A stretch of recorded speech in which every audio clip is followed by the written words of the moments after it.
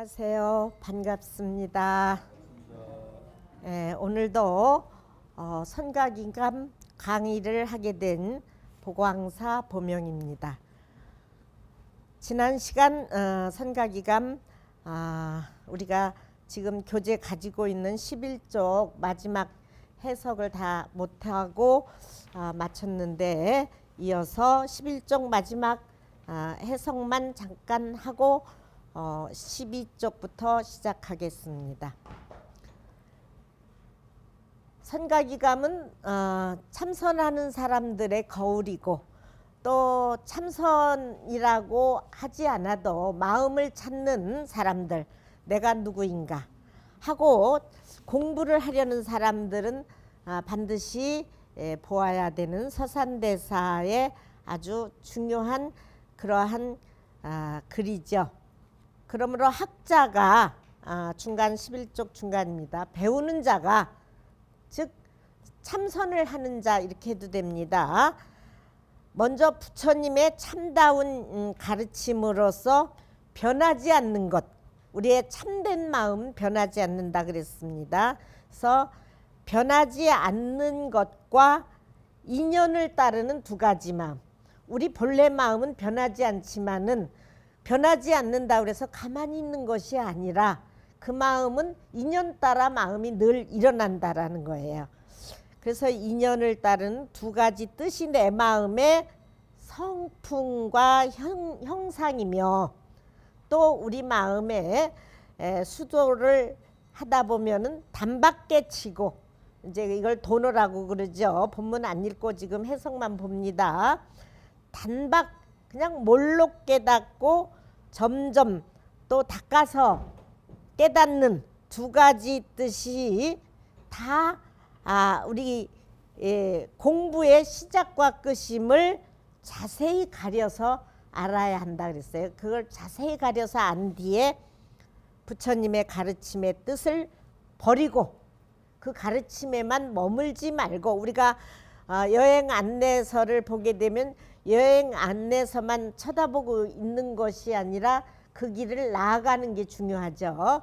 그래서 그 부처님이 가르치고 있는 단박깨침과 또 점점 닦아서 하는 그러한 두 가지 문에, 그러한 것을 잘, 어떤 것이 단박깨치는 것이고 어떤 것이 점점 닦아서 가는 것인지를 가려한 뒤에 교의 뜻을 버리고 오롯이 그 마음이 뚜렷이 드러난 한 생각으로서 이 마음이 먹고 하는 그 화두라는 그 한 생각으로서 참선한다면 반드시 얻는 바가 있다 그랬어요. 그래서 요즘은 조계종에서도 명상, 조용히 자기 마음을 관하는 것, 사실은 내가 누구인지를 잘 몰라요. 어려서는 아기라고 부르고 또 커서는 소년이라고 부르고 결혼하니까 누구 엄마다 아버지다 이렇게 불리는데, 나의 진정한 나는 누구일까?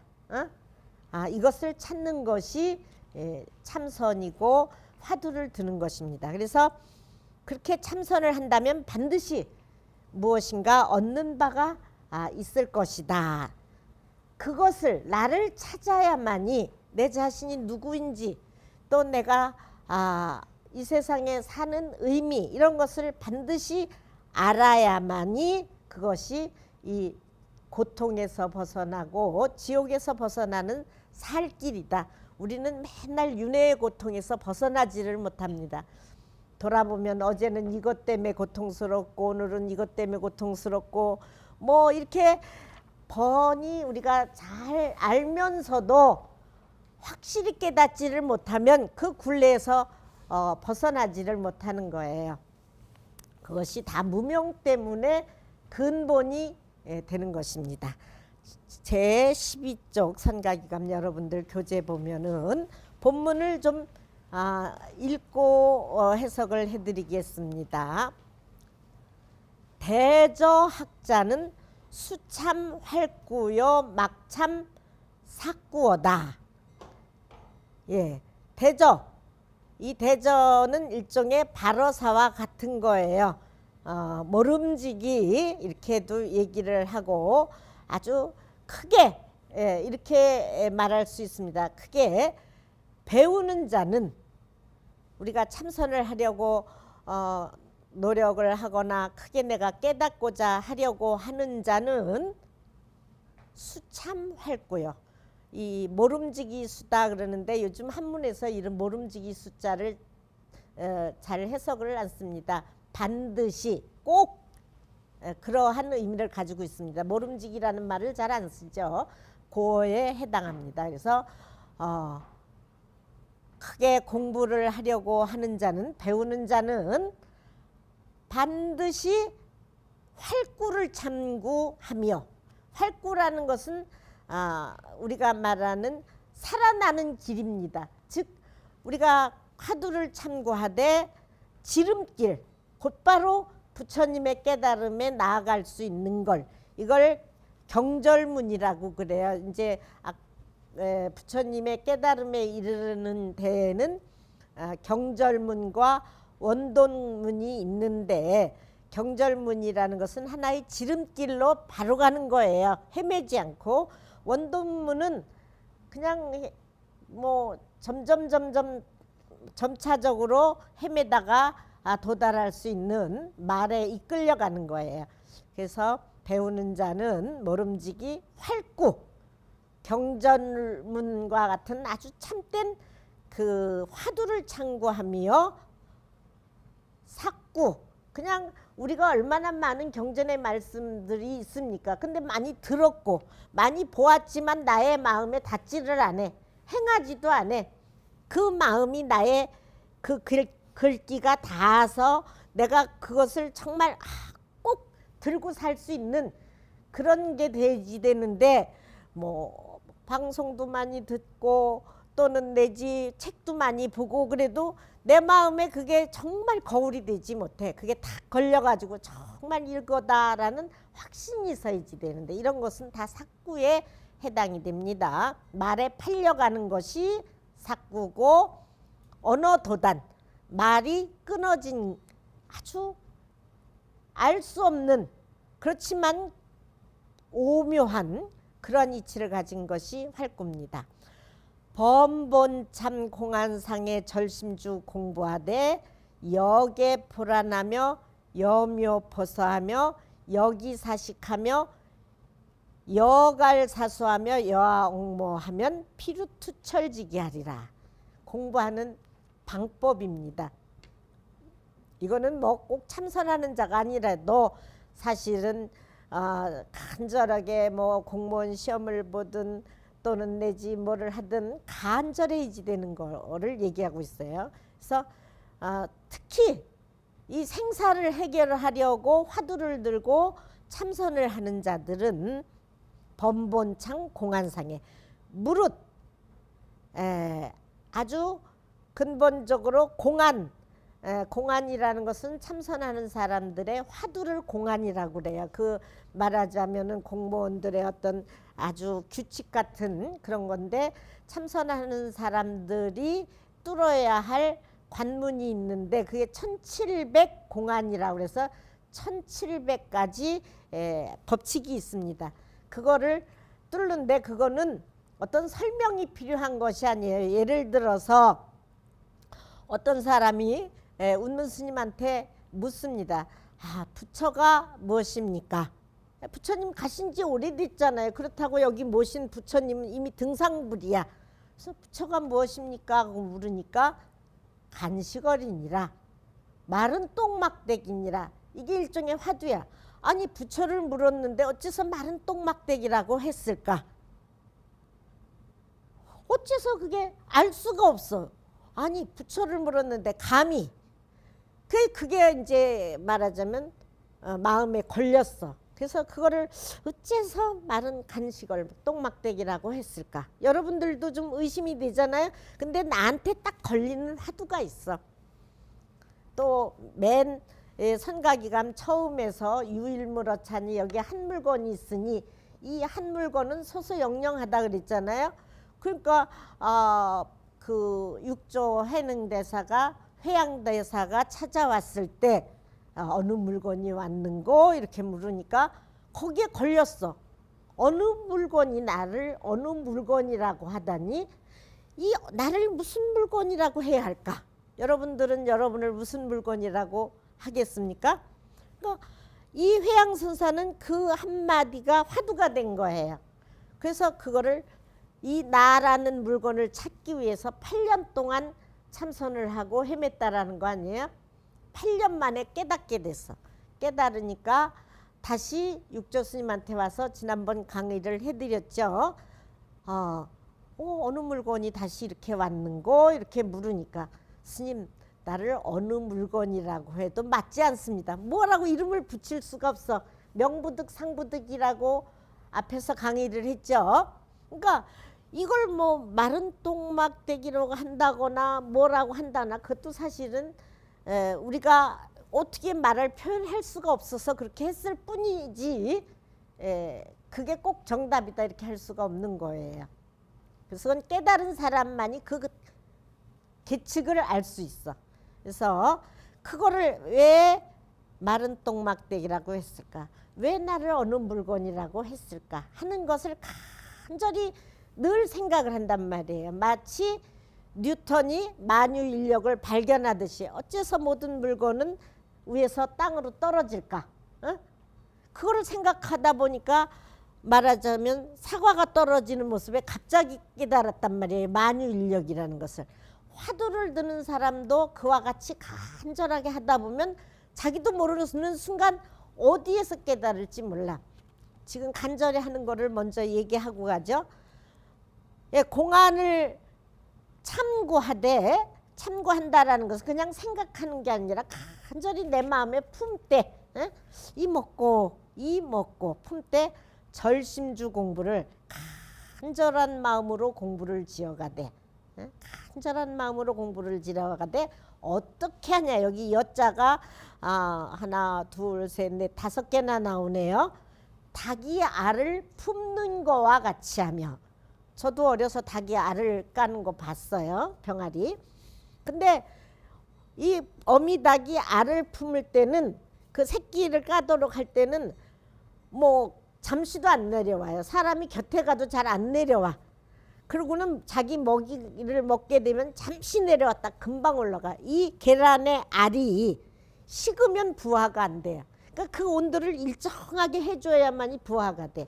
그 일정하게 하는 것을 요즘은 이제 과학적으로 온도를 해서 다 부화기가 나오고 그래서 하지만은 마치 옛날에 닭이 알을 품는 것 같이 그러니까 나의 마음속에 그게 온기가 떠나지 않을 정도로 그러니까 나의 마음속에 화두가 걸어가도 뒤에 그런 게 나옵니다만 언제나 나에게는 화두가 이렇게 품고 있는 거예요. 내 가슴 속에. 그래서 닭이 알을 품는 거와 같이 하라. 그리고 닭이 알을 품을 때는 이제 2가지 의미가 있어요.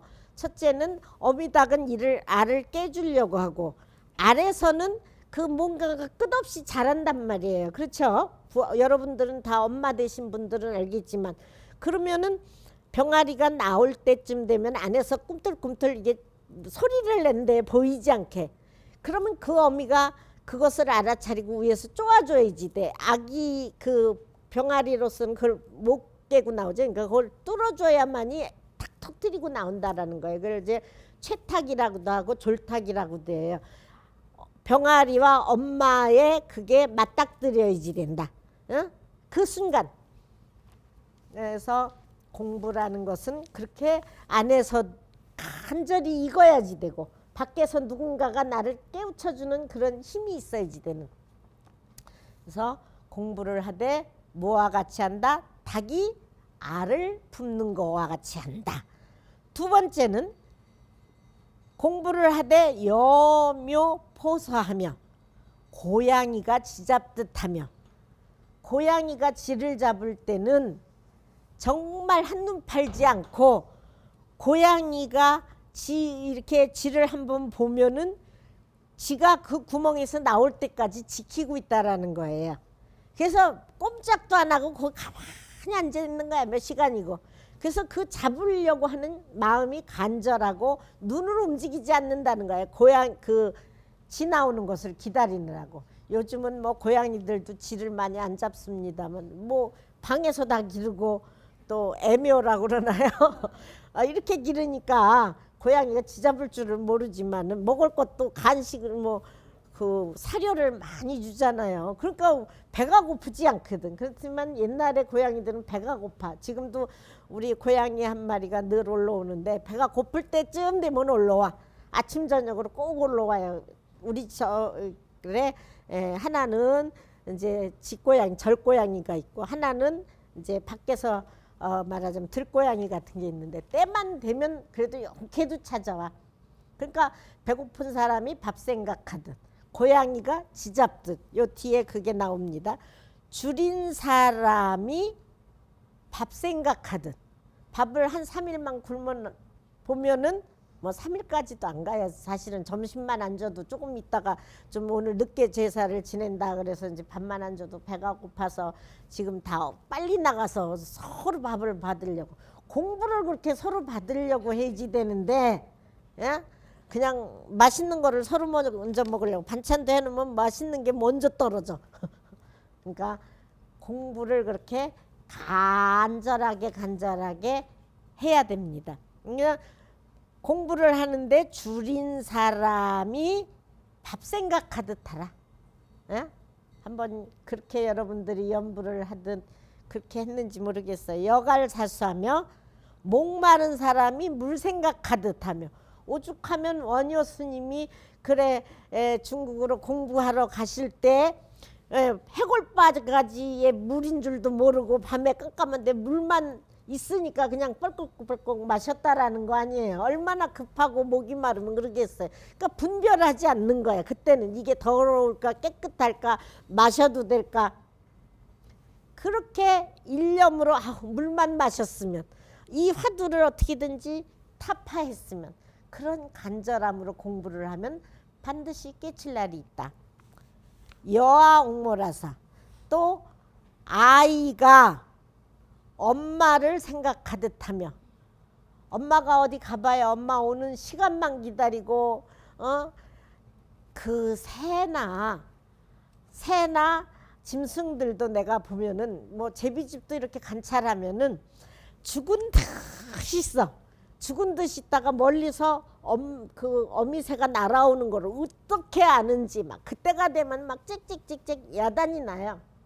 그러니까 그만큼 이 촉이 엄마한테만 가 있는 거야. 다른 사람이 건드릴까 봐 정말 죽은 듯이 꼼짝도 안 하고 건드려도 꼼짝도 안 해.